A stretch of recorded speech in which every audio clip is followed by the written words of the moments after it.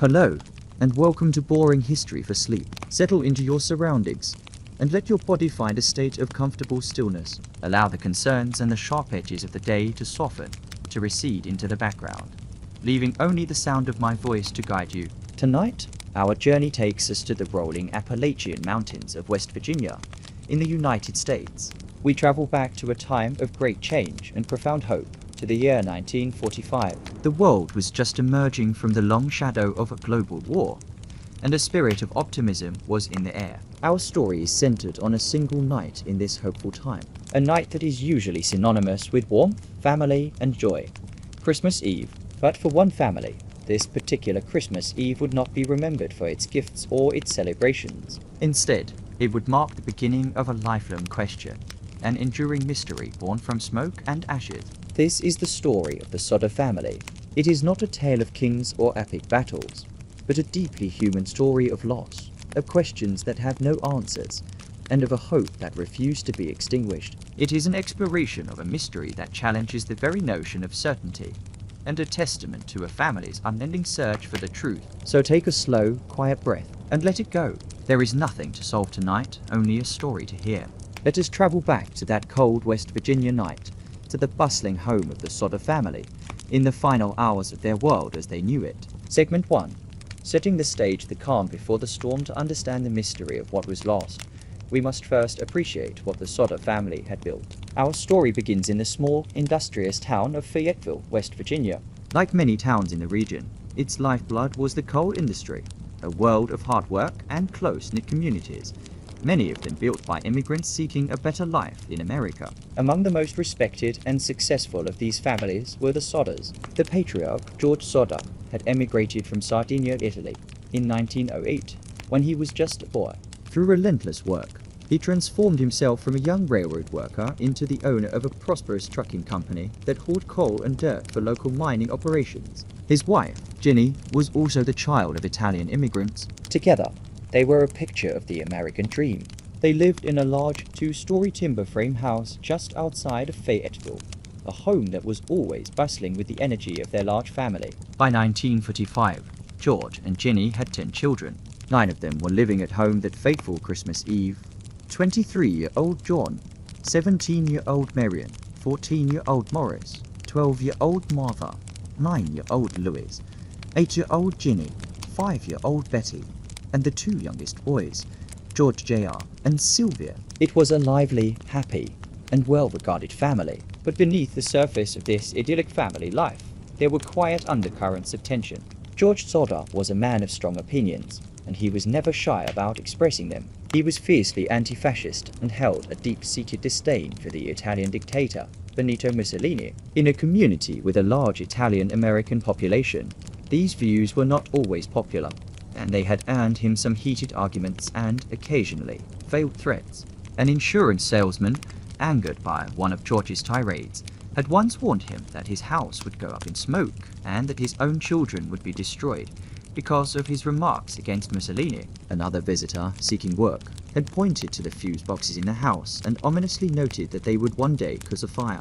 These were unsettling remarks, but George largely dismissed them as the bluster of angry men. As the holidays approached in 1945, these concerns seemed a world away. The war was over, and a festive spirit filled the Sodder home. On Christmas Eve, the house was alive with anticipation. The older children had finished their chores, and Marion, the eldest daughter at home, had returned from her job at a local dime store with new toys for her younger siblings. As a special holiday treat, she convinced her mother, Jennie, to let some of the younger children, Morris, Martha, Louis, Ginny, and Betty, stay up a little later than usual to play with their new gifts.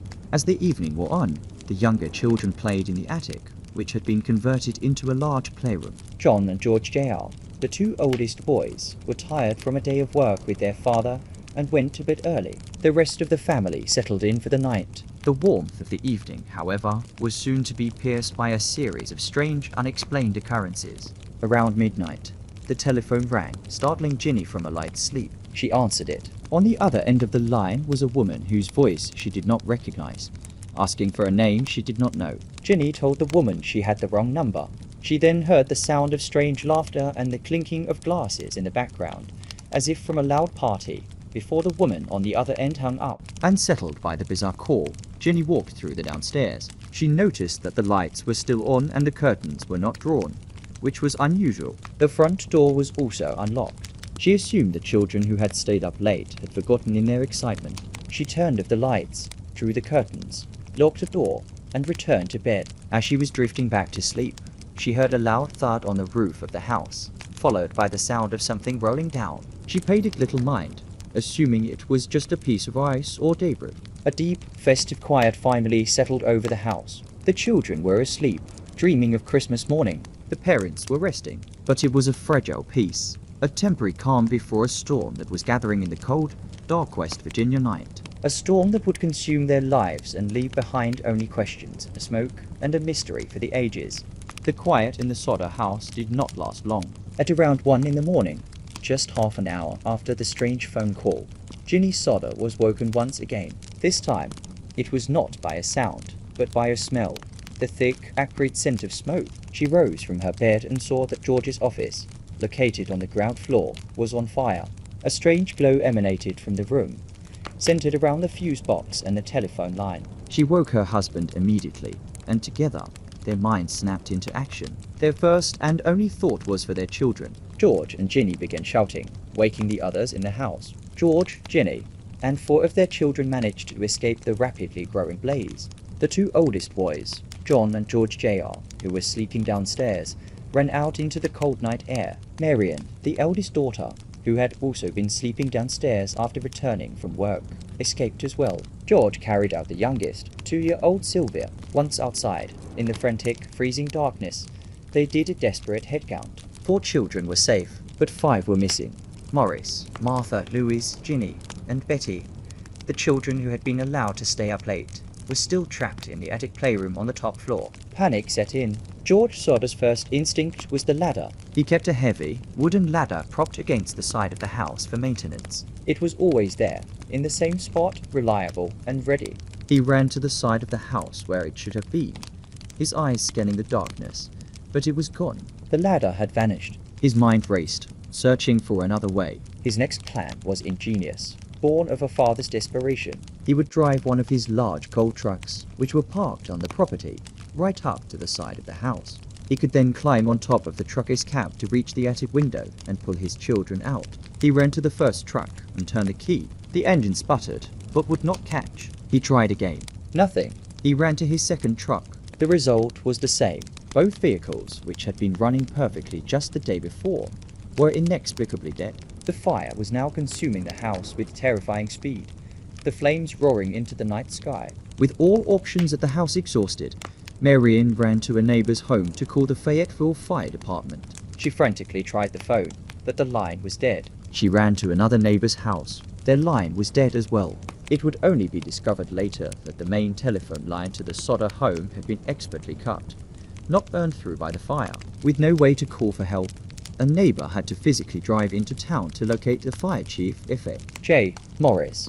The town of Fayetteville had a volunteer fire department, a system that relied on each firefighter being called individually in what was known as a telephone tree, but with the phone lines down. This system collapsed. According to Chief Morris, he could not drive the fire engine himself, and it took hours to assemble a crew. The Sodder family could do nothing but stand in the snow, watching in horror as their home, and everything in it, was devoured by the flames. They watched as the roof collapsed, and then the walls, until all that remained was a smoldering, blackened crater where their bustling home had once stood. The fire truck did not arrive on the scene until 8 o'clock in the morning, nearly 7 hours after the fire was first discovered. By then, there was nothing left to save. As dawn broke on Christmas morning, the official inquiry began and ended with remarkable speed. Fire Chief Morris and the local coroner conducted a brief, cursory search through the ashes of the basement. After just a couple of hours, they delivered their verdict. The 5 missing children had undoubtedly perished in the fire. The blaze, they claimed, had been hot enough to completely cremate the bodies, leaving no remains to be found. Just 5 days later, death certificates were issued for Morris, Martha, Louise, Ginny, and Betty Sodder. The official cause of the fire was listed as faulty wiring. For any other family, this would have been the tragic, heartbreaking end of the story. A horrific accident on a holy night. But for George and Jennie Sodder, something felt deeply wrong. The string of impossibly unlucky events, the missing ladder, the stalled trucks, the dead phone line, the delayed response felt like far more than just coincidence. And the official explanation that a house fire could be so intense as to leave absolutely no trace of 5 children, not a single bone fragment, not a single tooth, began to plant a seed of doubt. A seed that would soon grow into a lifelong, all-consuming investigation. The official case of the Sodder children may have been closed, but for George and Jennie Sodder, the search for answers was just beginning. They could not reconcile the swift, simple explanation of a tragic accident with the litany of strange events that had occurred. They could not accept that 5 of their children could simply vanish without a trace. The cornerstone of their doubt was a simple, haunting question. Where were the bones? George Sodder was a practical man. A man who dealt in the tangible worlds of earth and machinery. The idea that a fire, even a hot one, could completely obliterate all skeletal remains of 5 children struck him as improbable. He began his own quiet research. He spoke with an employee at a local crematorium, posing a simple technical question. How long does it take, and at what temperature, to cremate a human body to ash? The answer he received was the turning point. The crematorium employee explained that even at temperatures of 2000 degrees Fahrenheit, far hotter than a typical house fire, bones remain. It takes over 2 hours of sustained, intense heat to reduce bone to fine ash. The Sodder home had burned for perhaps 45 minutes before collapsing. The expert's conclusion was firm. It was impossible that the fire had left no remains. This confirmation transformed the parents' grief into a determined quest for the truth. If the children's remains were not in the ashes, then the children were not in the ashes. It was as simple and as complicated as that.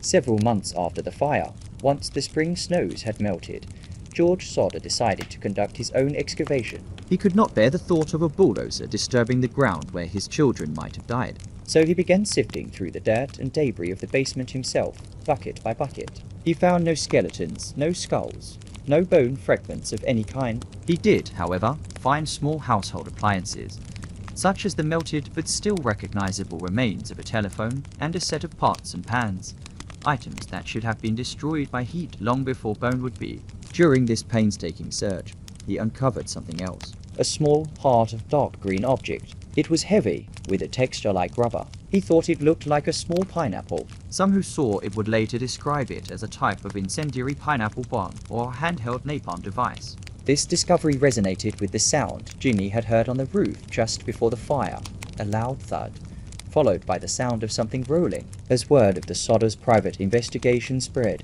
strange stories began to surface from people who had been hesitant to speak to the authorities. A new, alternative timeline of that night began to emerge. A woman who worked at a hotel about 50 miles west of Fayetteville came forward with a startling claim. She said that late on Christmas Eve, she had seen 4 of the 5 missing children. They arrived in a car with Florida license plates, accompanied by 2 men and 2 women, all of whom appeared to be of Italian extraction. The woman at the hotel said she tried to be friendly and speak to the children, but the adults acted suspiciously, refusing to let them talk to her. The group checked out very early the next morning. Another woman, who operated a tourist stop between Fayetteville and Charleston, recalled seeing the children on Christmas morning. She remembered their faces clearly from pictures in the newspaper. She said she served them breakfast, and that they left in a car, also bearing Florida license plates. The sightings were not limited to the aftermath. A bus driver traveling through Fayetteville late on Christmas Eve would later tell George that he saw several people standing by the side of the road, throwing what he described as balls of fire at the Sodder house. For George and Jennie, the picture was becoming clearer and far more terrifying than a simple house fire. The cut phone line, the missing ladder, the stored trucks. And now, reports of an incendiary device and multiple credible sightings of their children alive. They now held a new belief, a belief that would define the rest of their lives. The fire was not an accident. It was a deliberately set diversion, a cover for a well-planned kidnapping. They hired a private investigator. They wrote to the Federal Bureau of Investigation, the FBI, pleading for their help, only to be told the matter was a local one. The tragedy had now fully transformed into a quest. George and Jennie Sodder were no longer just mourning the dead. They were actively searching for the living. It was a search that would lead them down a long and lonely road, marked by strange clues, fleeting hopes, and a mystery that would only deepen with the passing of time. The search for their 5 missing children became the defining purpose of George and Jennie Sodder's existence. Their home was gone, but their family was not, and they dedicated their lives and their resources to that single, unwavering belief. In 1952, they took their private search public in a very powerful and visible way. Along Route 16, one of the main highways passing near Fayetteville, they erected a large, stark billboard. Upon it were the 5 small, smiling, black and white portraits of Morris, Martha, Louise, Jennie, and Betty. Below the images, they offered a reward initially $5,000, later raised to $10,000 for any information that could lead to the recovery of their children. For nearly 40 years, that billboard stood as a silent, public plea. It became a local landmark, a somber monument on the side of the road that haunted travelers and kept the story alive in the community as mine. It was a testament to a family's grief, but also to their enduring hope. Over the years, hundreds of leads came in. George traveled across the country to investigate sightings, but each one led to a dead end, a case of mistaken identity, or a cruel hoax. The years turned into decades. The surviving Sodder children grew up, had families of their own, all under the shadow of their 5 missing siblings. Then, in 1968, more than 20 years after the fire, a letter arrived that would reignite their hope in the most tantalizing and ultimately frustrating way. It was postmarked from Central City, Kentucky, and was addressed simply to Jennie Sodder. Inside, there was no letter, only a small photograph of a young man in his late 20s. The man in the photo had dark, curly hair and dark eyes. His features bore a striking, undeniable resemblance to their son Louis, who would have been about that age. On the back of the photograph, a cryptic message was handwritten. Louis Sodder, I love brother Frankie. Ill boys, a 90132 or 35. The family was electrified. The mention of brother Frankie was particularly strange, though none of their sons were named Frank. The other phrases were incomprehensible. Convinced this was a genuine clue, they hired another private investigator and sent him to Kentucky to look into the letter's origin. But in a bizarre twist fitting this strange case, the investigator took their money, traveled to Kentucky, and was never heard from again.